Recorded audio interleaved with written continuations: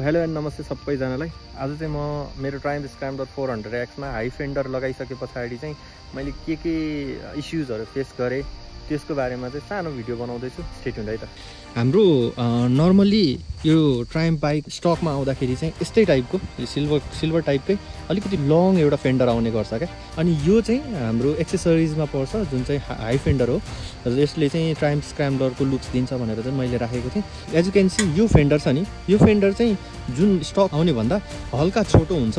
यहाँनिर चाहिँ एउटा एक्सटेन्सन हुन्छ स्टकमा, जसले चाहिँ अब तपाईँको स्प्ल्यासेसहरू आउन सक्छ, पानी पछाडि फाल्नेहरू चाहिँ यति छेक्ने बित्तिकै तपाईँले देख्न सक्नुहुन्छ यो सेक्सनमा पर्न जान्छ क्या।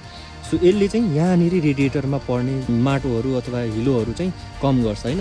अनि त्यस्तै यो पनि हाम्रो स्टकमा आउँदाखेरि चाहिँ यतिसम्मको आउने गर्छ। तपाईँको व्हिल जति स्पिडमा घुमिरहेको छ त्यो अनुसारले चाहिँ पानीहरूलाई चाहिँ त्यति टाढासम्म फाल्न दिँदैन। तर अहिले मैले जुन अनुसारले यो हाई फेन्डर राखेको छु नि, पानी चाहिँ यस्तो गरेर आउँछ। अनि त्यसले चाहिँ के गरिदिन्छ भन्दाखेरि अब म बाइक कुदाइरहेको छु नि त, अनि बाइकको चाहिँ यो पुरै मडी हुन्छ। अनि त्यस पछाडि यो हाम्रो हेडलाइटमा छ नि मडको स्प्ल्यासेसहरू चाहिँ देखिन थाल्छ क्या। अँधेरो टाइममा तपाईँले त्यस्तो फेस गरिरहनु भएको छ भनेदेखि त अब हेडलाइटको थ्रो त्यही त कम छ। झन् छिटाहरूले त अब हेडलाइटको थ्रोलाई त इम्प्याक्ट पार्ने भइहाल्यो नि त। सो यति नै हो मेन ड्रब्याक्सहरू भनेको चाहिँ। तर मलाई चाहिँ के लाग्छ भनेदेखि यसले चाहिँ डे टु डे युजमा पनि इम्प्याक्ट चाहिँ पार्छ।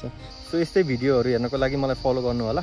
अनि यो भिडियो मन पर्यो भनेदेखि तपाईँको ट्रायम्फ ओनर साथीहरू हुनसक्छ, कोही हुनसक्छ, उहाँहरूलाई सेयर पनि गर्नु होला। र कोही नयाँ लिँदै हुनुहुन्छ भने यो पनि ख्याल गर्नु होला है त।